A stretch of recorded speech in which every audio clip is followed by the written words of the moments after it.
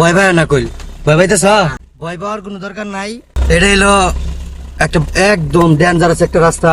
এই রাস্তায় এই যে তোমার তো শেষের দিকে, আমার কাছে গাড়ি চালানো শিখতেছ, ড্রাইভিং ট্রেনিং সেন্টারে গাড়ি চালানো শিখতেছ, কিন্তু গাড়ি ভালোভাবে চালাইতে পারবা না, ওটা তো হয় না, বুঝতে পারলা? এই কারণে সব রাস্তায় একদম পারফেক্ট ভাবে চালানো শিখে তারপর নামাই দিই, বুঝছো? এখন তুমি গাড়ি চালানো শিখলে শুধু সোজাসুজি শিখলে, কোনো চিবাই চাবাই মোটর ঘুরাইলা না, ব্যাগ দিয়ে চিবাই চাবাই গাড়ি ঘুরাইলা না, তাহলে তো তোমার গাড়ি তুমি বাড়িতেই না হবা না। ওই খালি মেন রোড দিয়ে ওইভাবে চালিয়ে লাভ আছে? আপনারা সবাই দেখতে পাচ্ছেন একদম গ্রাম অঞ্চলের কাঁচা রাস্তা এটা, মানে এখান দিয়ে গাড়ি নিয়ে গেলে একটা ভ্যান আসতে খুবই কষ্ট হবো।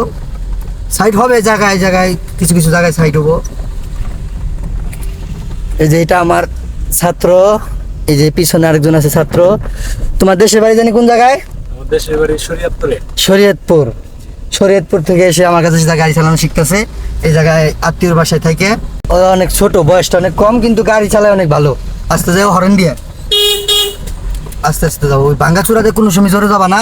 ড্রাইভিং ট্রেনিং সেন্টারে গাড়ি চালানো শিখলে এইভাবে গাড়ি চালানো শিখতে পারবেন, যেভাবে দেখতে পাচ্ছেন ভিডিওতে যা দেখবেন তাই পাবেন।